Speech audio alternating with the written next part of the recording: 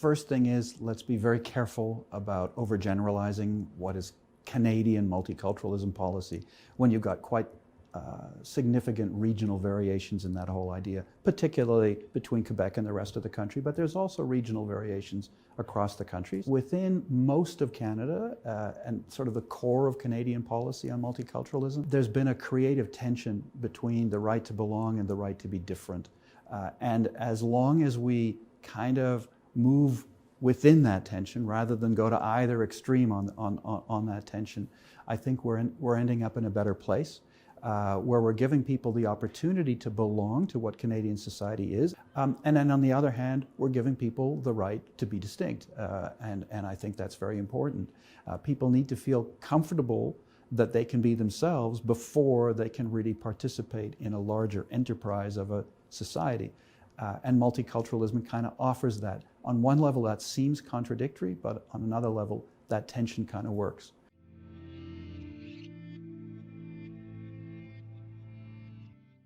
Factually, there's a big difference in terms of the profile of populations in urban Canada and rural Canada.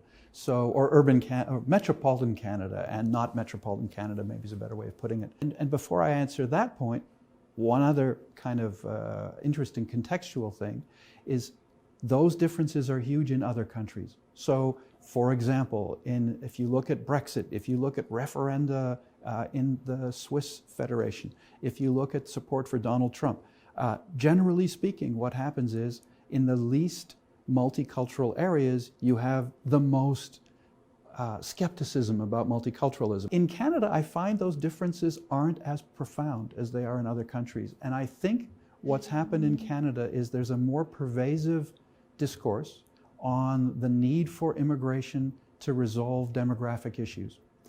And where are those issues most profound? They're most profound in the declining areas of the population of Canada, which are the rural areas. So when you talk to the premiers, say, from the provinces that have had the most, the greatest challenges on these fronts, Manitoba, for example, or the Atlantic provinces, they're desperate to have more immigration.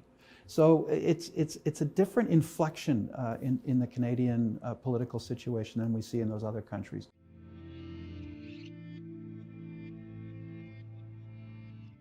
My favorite thing that I like to remind people of is that if we look at, now it's a bit more than 10 years, but if we look at the last generation, say from the 1980s to now, so a long generation, 30, 40 years, we're looking at a shift in Canadian society from, roughly speaking, less than 10% of the population being people of color to now getting close to a quarter, right? So that's been like a 200% increase in the ratio of that part of the Canadian population.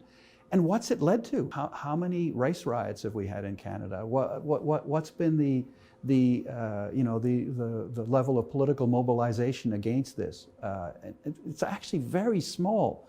And if you look at the way immigration policy is structured right now, if you look at who's coming, 85% visible minorities, racialized minorities. That ratio in Canada, is going to keep going up. And judging from the last massive increase in that ratio and the kinds of political calm that has surrounded that, I don't see it being, I don't see it giving rise to a much different kind of political situation. And if I ask students, what do you think are the top few things that make Canada a distinctive place? One of the very first things that comes up every time, year after year, is multiculturalism. There's just this sense that it's been absorbed as a national project, as a national form of identity. I don't think that's going to go away very soon. So I don't think there's a crisis that's going to put us in that direction.